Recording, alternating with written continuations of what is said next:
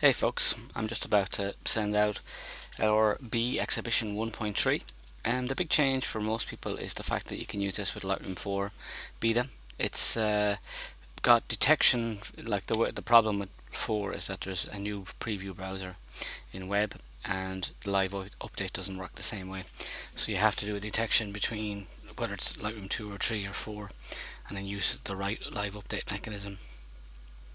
At least that's the workaround I've got. There's no SDK as such, so you obviously have to just wing it, and that's working for me. So, what changes have I made? Well, there's been lots of stuff here. If you're looking at this image, the first thing you're going to notice is that the logo is on top, and the as on top of the screen, and the menus on the bottom outside it. People are asking for this. It wasn't really in my design philosophy for it, but people are asking for it, so I may as well do it. It looks good. You kind of have to tweak about a bit to make sure it doesn't interfere with the other bits that are there, but we'll deal with it as we go. The very first thing here is that there's now a third paragraph on each of the pages. So description 3, it's the same on the about page, etc, etc, etc. So the next thing we have is down into the contact page. So let's jump to the contact page, and we can see we have all of these new icons. I have fax turned on there, turn it off. Right, okay, so we've got all of these icons. So the icons are here, set down here. You still fill in the details as before. Now this is something that catches people, so I'm just going to mention it. Show contact details includes all of the icons, includes all the stuff. So you have to turn show contact details on. The idea was that you may not necessarily want to use them with the form, so they're on. I'm beginning to think that that is not required really, because you just show on the contact form and then show the bits you need. But it was just a quick way to swap between having the contact form and details. So you can now have all of these icons as well. I think I also have larger versions of them. There's names here, and I think if you just put in 64, I think 64 gives you the larger version of the icon. So I have actually larger icons in there as well. So MySpace 64, for example, Facebook 64. I'm just gonna show you these, see what they look like. I mean, they're bigger and nicer, but literally these are just made. I just made these based on a NAP tutorial. 64, and 2 more to go. I know this is a bit tedious, but anyway, 64. They're just 64 pixels wide basically. And finally LinkedIn 64. Okay, and tab out of there to make them all.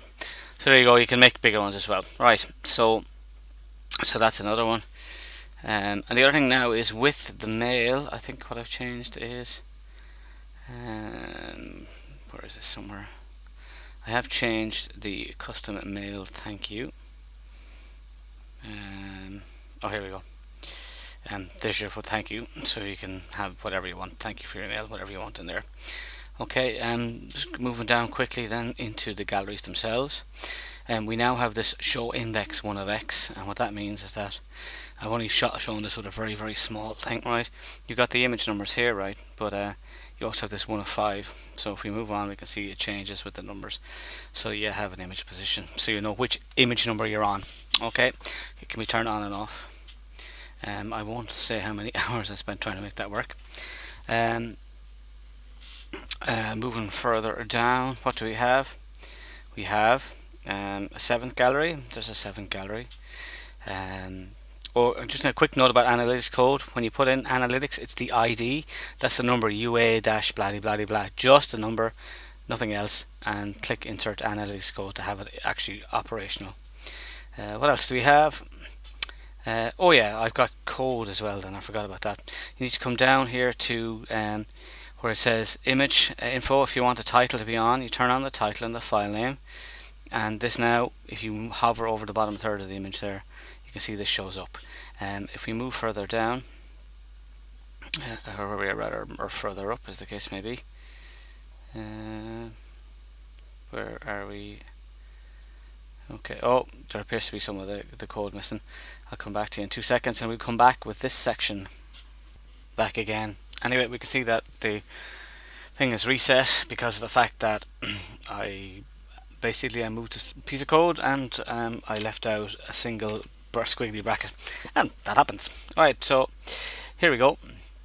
We're back down here, and this is great because I can actually show the thing in operation.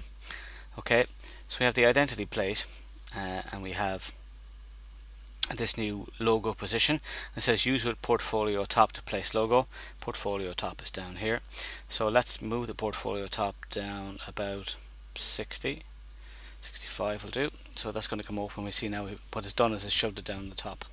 And this isn't the way it used to go, it's regenerating. That's just how the new thing works with the live update.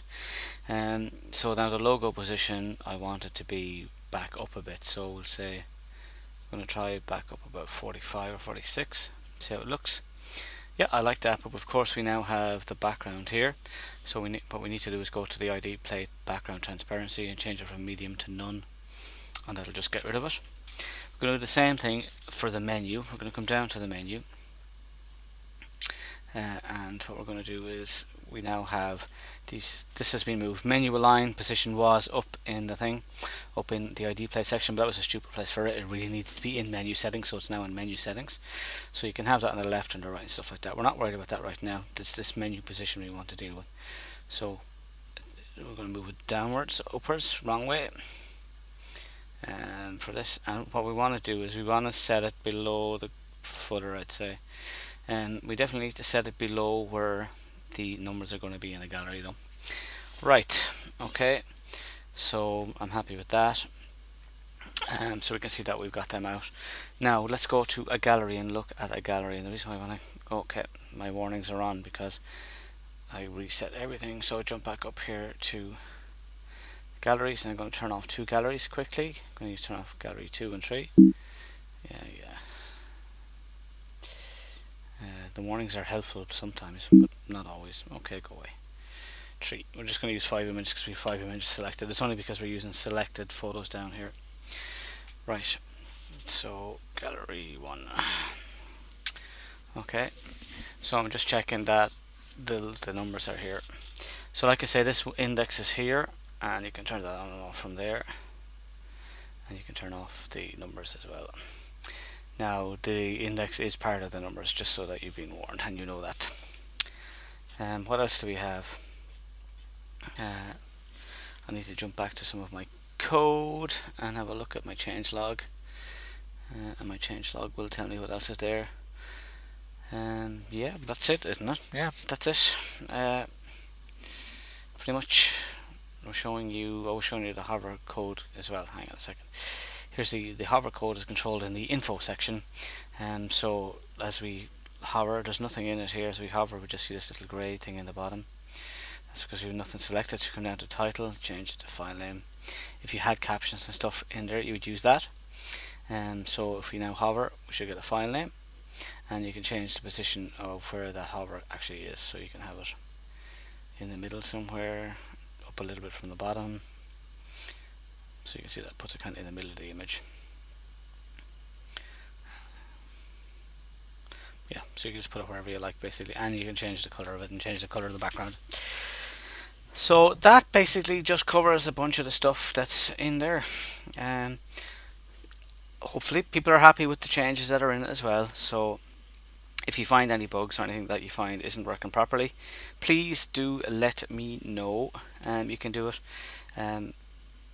on lrbplugins.com or via comments at excuse me, or via comments on pixIQ.com. If you go to pixiq/users/Sean, that's me, and you can go from there. Alright, thanks for listening in.